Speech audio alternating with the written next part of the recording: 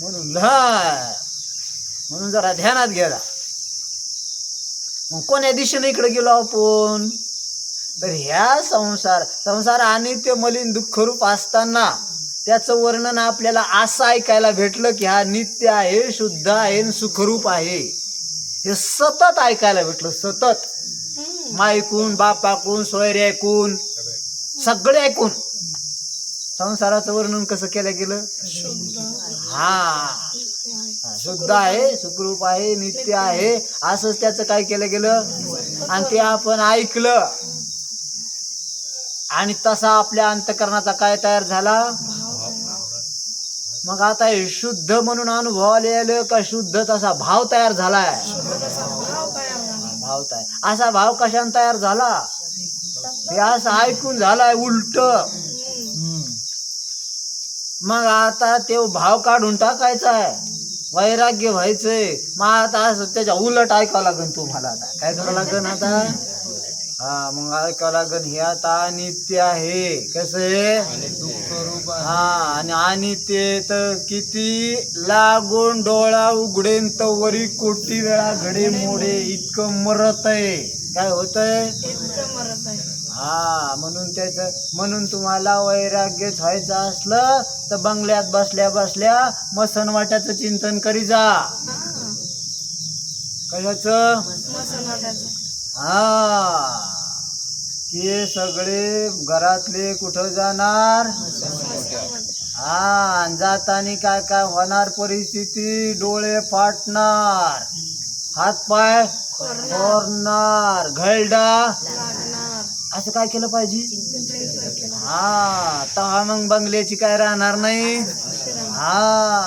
अरे शरीरावर अशी मॅचिंग करताना ध्यानात घ्यायचा हे रोगाचं भांडार. करायचं तर खरीच जा, पण असं चिंतन करून करायचं.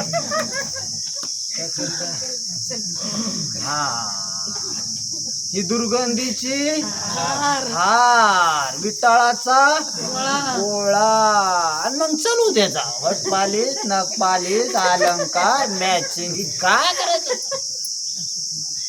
बंगले बांधित असताना मस्त चालू द्यायचा की आता मसन वाटा बांधणं चाललाय, याच्यावर आता रचणार हे तू द्या, मस्त पेटून देणार, सगळे रडत बसणार, मजा येईन का नाही.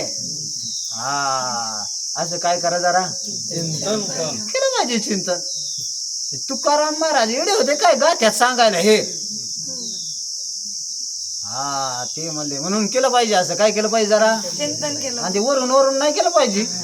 कसं ते जरा आतून अंतःकरणातून लक्षपूर्वक कसं केलं जा.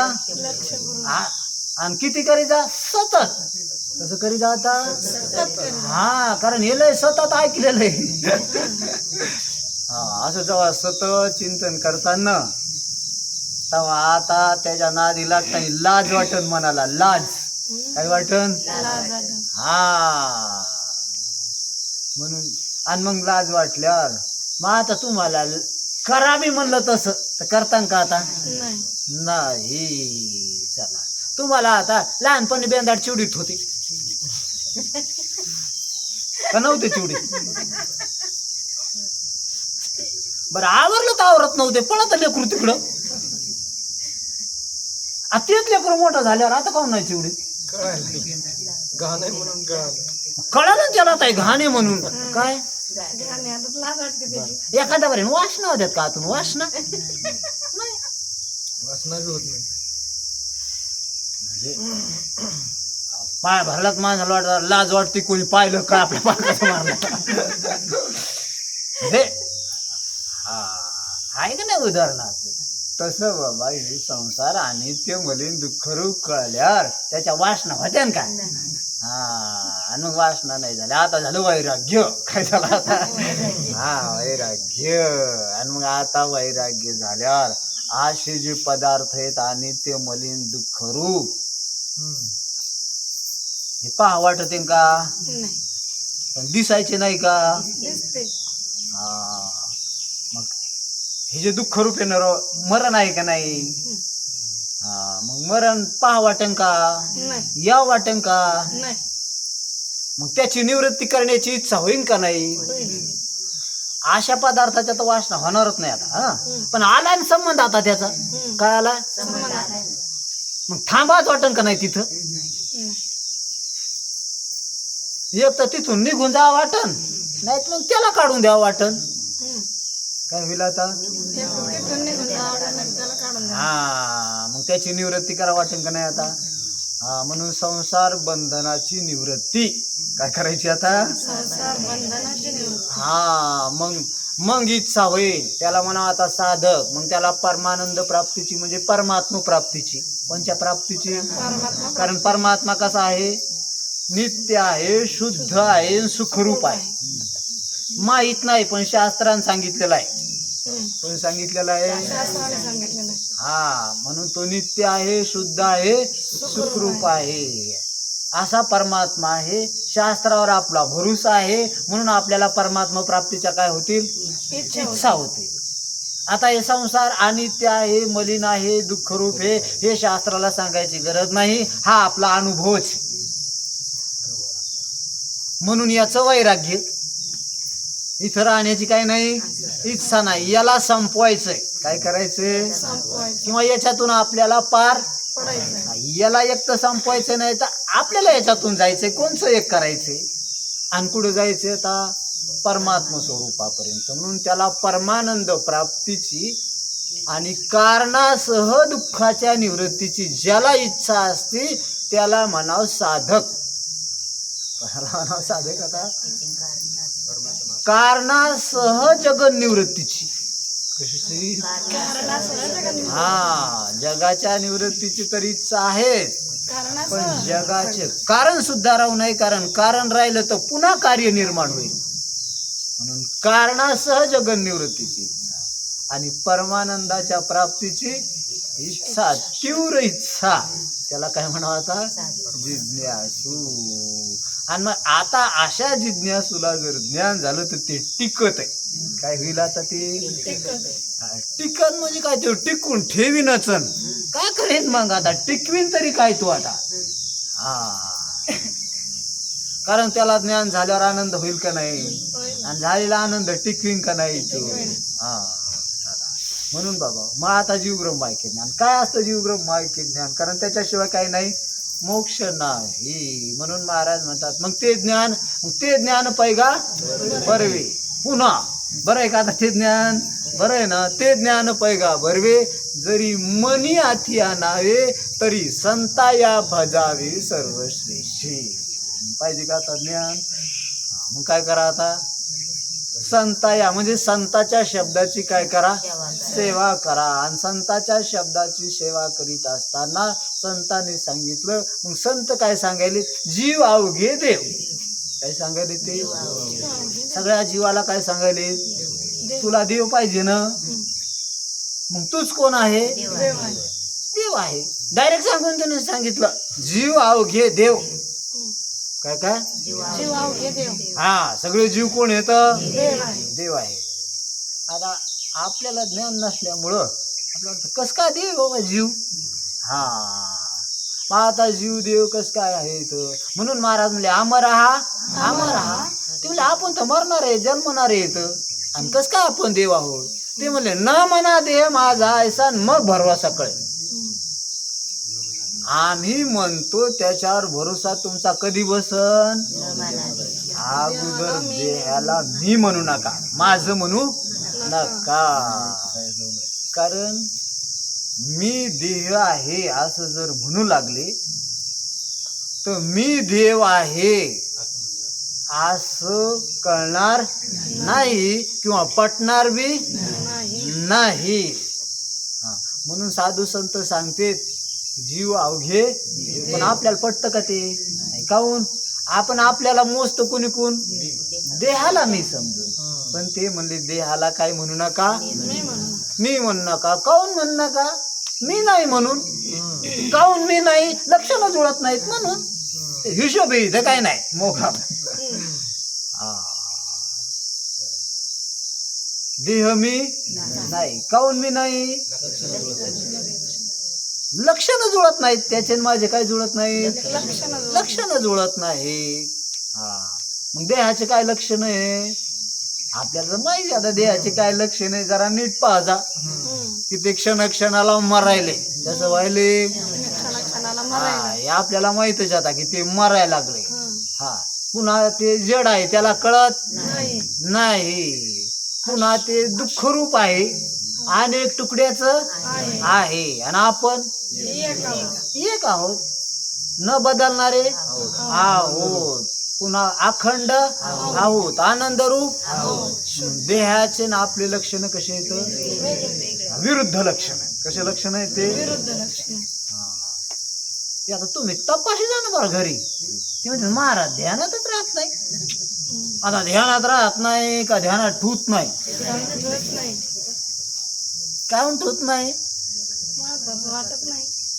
ते ध्यानात नाही म्हणून. काय म्हणून?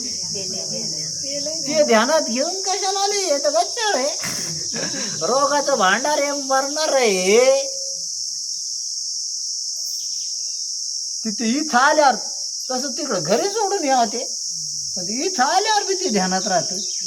त्याचा अर्थ काही नाही, म्हणजे वैराग्य नाही. वैराग्य नाही तर मग हे चिंतन करी जा. काय करी जा म्हणून केलं पाहिजे. सतत साधू संतांच्या अभंगाचं काय केलं पाहिजे? चिंतन केलं पाहिजे. म्हणून शरीर अनित्य मलिन दुःखरूप आहे, चला, आणि आपण जाणणारी न बदलणारी एक आनंद रूप आहोत. असं आपलं काय आहे? स्वरूप आहे. म्हणजे देहाचे आपले लक्षण कसे येतं? वेगळे वेगवेगळे लक्षण आहेत ना. म्हणजे हा आपला काय आहे? अनुभव आहे का संत सांगतेत म्हणून? हा अजून नका, अनुभव आहे संत सांगतेत तर बरं झालं बाबा. अजून चांगले माणसं, शहाणे माणसं सांगायला तर चांगली गोष्ट आहे. आपला बी काय आहे? अनुभव आहे, आणि संत बी चांगली गोष्ट आहे, बरं झालं. हा मग आता काय करा? कारण तसा निश्चय आता काय करा की मी देह नाही असा काय करा आता निश्चय करा की मी देहाहून कसा आहे? वेगळा आहे. मग असं कळतं का नाही सगळ्याला? पण असं परवडत नाही ना. काय नाही, याला दिसण्याची आसक्ती म्हणून तर वैराग्याशिवाय टिकत नाही. कळत नाही लोकायला. पण ते म्हणते असा न दिसणारा काय कामाचा? चार लोकांना दिसला पाहिजे, खाल्लं पिल्लं पाहिजे त्यानं. असा परमात्मा का ज्याला डोळे नाही, कान नाही, रूप नाही, दिसत नाही, काय नाही, आणि असा न मरणारा काय कामाचा? असा खाऊन पिऊन मेल्याला बरं आमचा. म्हणजे त्याला अजून याची काय सुटत नाही, म्हणून तर टिकत नाही. दुसरं काही नाही. नाही तर लोकांना कळत नाही असं थोडं आहे काही. म्हणून आपण याच्यावर वेगळे ते सगळ्याला कळतं बरं का. फक्त टिकवीत नाहीत तुम्ही. हा मग आता त्याचं टिकायला चिंतन करावं लागतं. काय करावं लागतं? म्हणून चला आपण याच्याहून कशी येत आता? वेगळे. आणि याच्याहून वेगळे तर असं एकदा लक्षात आलं की मग आपण आता आपल्यावर आलो ना. आता कशावर आलो? आता मग आता कोणाच्या आनंदात राहू आपण, कोणात रमू, कोणाचं चिंतन करू. मग आता आपल्यावर राहायची काय लागली? आता आपल्याला सवय लागली. आणि आपल्यावर एकदा राहायची सवय लागली की मग सहजच आपल्या लक्षात येईल की अरे आपल्या सच्चिदानंद अस्तित्वात ह्या प्रपंचाला अस्तित्व, आपल्यात तर प्रपंच नाही, काय नाही, आपल्यात तर प्रपंचच नाही, आणि आपल्यात प्रपंच नाही असा आपला अनुभव बी. समजा स्वप्न पाहत असताना सच्चिदानंदाचं अस्तित्व होतं का नाही? मग सच्चिदानंदाचं तेव्हा अस्तित्व होतं, तेव्हा याचं होतं का? मग याचं अस्तित्व तर स्वप्नात नव्हतं, या सच्चिदानंदाला माहित नाही काय? हे काय येडा सच्चिदानंद आहे काय डुकरा कुत्र्याच्या जन्मातला? नाही. अरे स्वप्नातलं जे सच्चिदानंदाला अनुभवाला आलं ते आता राहिलं का सच्चिदानंदाच्या ठिकाणी? मग आता सच्चिदानंदाच्या ठिकाणी ते राहिलं नाही, म्हणून त्याला काय ठरवलं? खोटं ठरवलं, भाष ठरवलं, त्याला नव्हतंच म्हणला ते. तसं मग हे बी आता असं जड दुःख रूप ह्या सच्चिदानंदाच्या ठिकाणी जेव्हा हे सच्चिदानंद स्वप्न पाहत होतं तेव्हा होतं का हे? आणि मग हे तेव्हा नव्हतं, ते आता नाही म्हणून त्याला नाही ठरवायची अक्कल आहे तुला? तसं हे बी तेव्हा नव्हतं ना. मग हे तेव्हा नव्हतं तर आता हे नाही अशी ठरवायची अक्कल काय आणायची का आता कुठून? अरे तिकडेच इकडं हिशोबा इकडं लागायला याला बी नाही ठरवायला काय अडचण आहे घ्यायला काय पण अडचण इतकीच येते की याची आसक्ती सुटत नाही म्हणून नाही ठरवा वाटत नाही अडचण इथंच यायली बघा दुसरं का हे अडचण नाही याला म्हणून भाऊ हे तिथं नाही ना हे ज्ञान आहे ना म्हणून हे आताच नाही तर मग हे नाही मग आता प्रपंच नाही ना मग हे आता सच्चिदानंद जीव नाही ब्रह्म आहे हा या सच्चिदानंदाला जीव काऊन म्हणावं लागलं तर उपाधी होती म्हणून प्रपंच होता म्हणून हा पण प्रपंच काय ठरला नाही ठरला आणि प्रपंच नाही ठरला तर याला जीव नाही म्हणता येत आता हेच सच्चिदानंद हा ह्यो जीवच कोण आहे ब्रह्म आहे. ब्रह्म आहे म्हणून ह्यो जीव पहिला सच्चिदानंद आहे हा आणि ह्यो सच्चिदानंद आता ब्रह्म आहे म्हणून तुम्ही सच्चिदानंद ब्रह्म आहे याला म्हणाव जीव ब्रह्म आहे की ज्ञान कोणचं ज्ञान आता जीव ब्रह्म आहे ते आता झालंय ना जीव ब्रह्म आहे की ज्ञान टिकून ठेवा आता काय करा टिकून द्या. हा आणि त्याच्याकरता काय लागत चिंतन, वैराग्य. वैराग्य लागत आहे बाबा म्हणून महाराज म्हणतात वैराग्य वाचून काही ज्ञानाशी तज्ञेची नाही हे विचारून पायी देव बोलले अशी पुंडलिक वरदारी विठ्ठल श्री ज्ञानदेव तुकाराम. विठ्ठल विठ्ठल विठ्ठल विठ्ठल